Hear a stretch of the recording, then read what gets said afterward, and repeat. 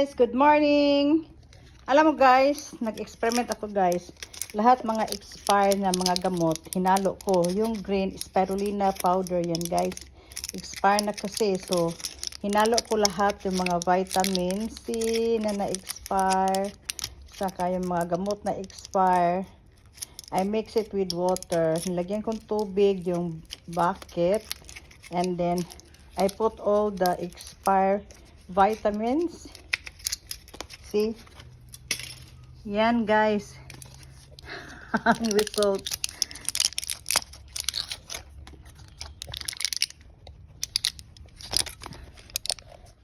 Ito siya. Ang tasig ko guys.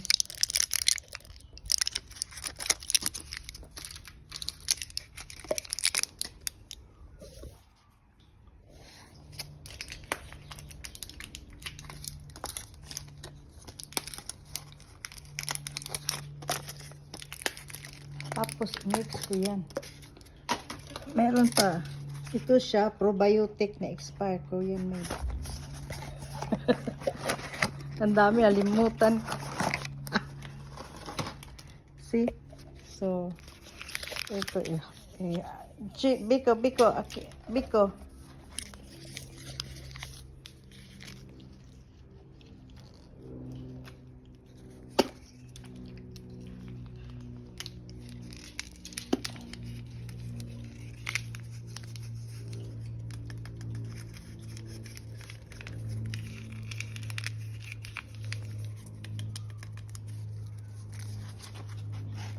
Okay guys, ipakita ko sa inyo guys ha. And ihalo ko muna to. Alis ka dyan. Dito.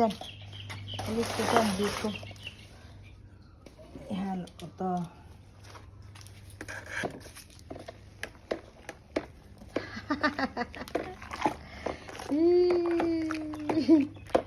Greeny. Tapos, i-ano ko to sa plant. Ibuhos ko to sa plant. Tingnan natin ang plant.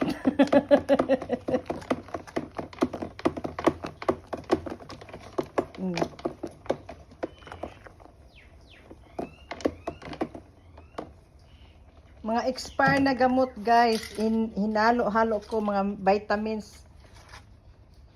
I will put that one in the plant. Kunti. Mga vitamins. Let's see what will happen to the plant. This is just only my own idea. No one advised me to do this, but it just come out from my mind. Because I got lots of vitamins, expired vitamins, and also medicine. So I mix it together. Only the vitamins, guys, and the other medicine I did not mix it because maybe it, no, maybe it can, Biko, can cause damage of maybe your plant will die. So that's why only the vitamins. So if you have lots of vitamins that is already expired, so it's up to you. I don't want you to copy my idea, but this is just only my idea. It's up to you to copy or not. So let's see what's the result. Okay guys, see you next video guys. And then ipakita, I will show you the plant that I put this one, the mixture of the expired vitamins and the spirulina. So I will show you the result of my plant after I putting this kind of mixture. So we'll see. Okay, don't forget to keep on watching my video so that you will know the result. Okay, bye. And don't forget to click follow and click subscribe my YouTube channel. Okay guys, see you next video guys. Bye bye guys. Ito na guys, ilagay ko sa plant. Let's see.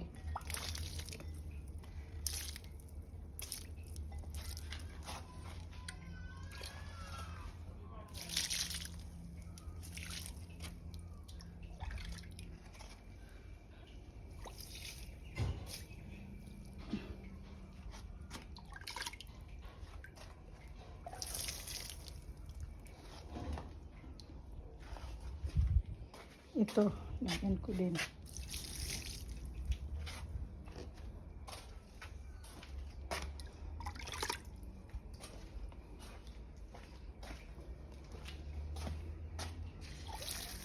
Ay.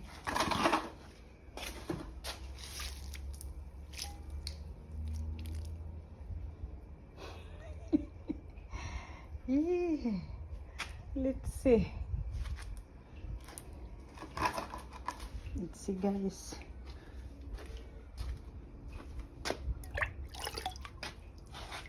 Saan pa kaya ang lagyan natin, no?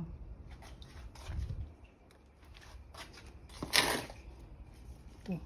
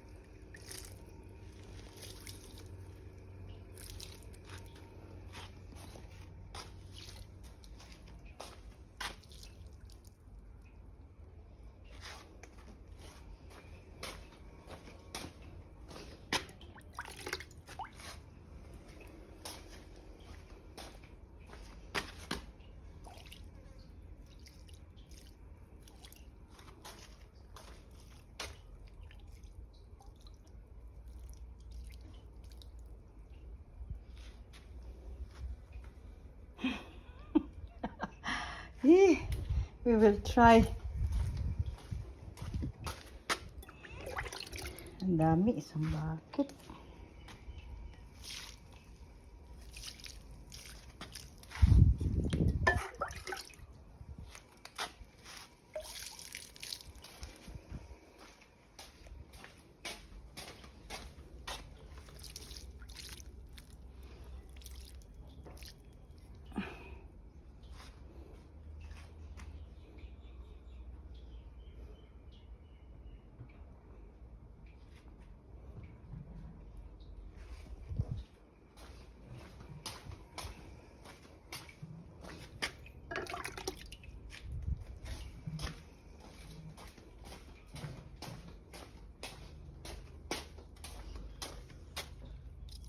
Orchids ko, lagyan ko. Mamulak.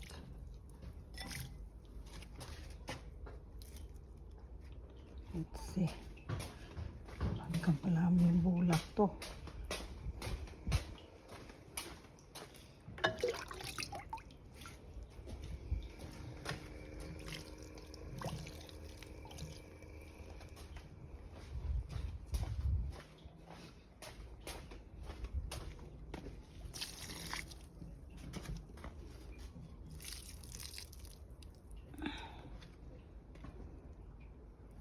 Wow.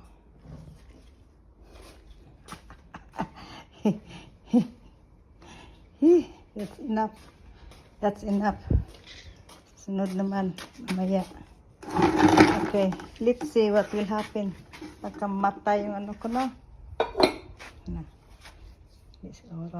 Okay, guys. Let's see kung anong resulta sa mga nilagyan kong kalamunggay ka, no? Ayaw lang. Matay ka mo. Maganda na bang kalamunggay ko? Tubo na, oh. Okay, guys. See you next video, guys. We'll see kung anong result. Okay, bye-bye. Don't forget to follow, guys. Okay. Thank you so much for watching. Hindi ko pa natapos pag-arrange nito mga ibang halaman. Alisin ko to lahat para ma-clear ang pergola. Yung ano namin, pwede ko lagyan ng ano dyan, table. Okay. Bye-bye, guys. Oh. Guys, ito na ang resulta guys. Na nilagyan kong mga expired na vitamins ang talong ko, yung eggplant. Look at that guys. Namulak agad. See? Within 3 days, I think. 4 days. Oh, mulak agad guys. Saka mayroon pa ako ipakita sa inyo. Look at that guys. See? Namulak. Oh. Paglagay ko ng ano guys. Hala. Grabe pala no. Hala, nandito pa. Hala guys, ipakita ko talaga sa inyo guys. Nagbulak ang ano ko. Dali. Ay, yung lemon guys. Hala. Hala ka. Hindi ko nakita to uy. Mga ilang araw. Nagbunga agad oh. Very effective. Hala, nandito pa. Yung lemon orange ko guys. Uy. Hala, ang lime. Ano, mandarin pala yan. Ito lime. Diyan ko, hala. Hala, nagbulak oh. Hala. Oh, nandito pa. Yan. Ang lemon. Hala. Very effective. Guys, epektibo talaga guys. Ang ganda ng resulta guys. Yung mga fruits ko guys. Nagbunga. Hala, eh. Very effective din guys. Subukan nyo guys yung mga mga vitamins or anything na mga gamot, huwag nyong itapon. Ilagay nyo sa laman, i-mix nyo water. Hala, oh. Okay guys, yun lang ipakita ko sa inyo guys. Napakaganda talagang result. Ilagay ko sa mga fruit trees. Okay, see you next video guys. Yun lang maipakita ko sa inyo. Ito ang mga halaman ko. Hindi pa ko tapos nagligpit. Ligpit ko to dito lahat para ma-clear yung gitna. Saka lagyan kong table. See, dami pang kong dito lagyan table. Yan. Yan oh. Okay guys, bye. See you next video. Bye-bye.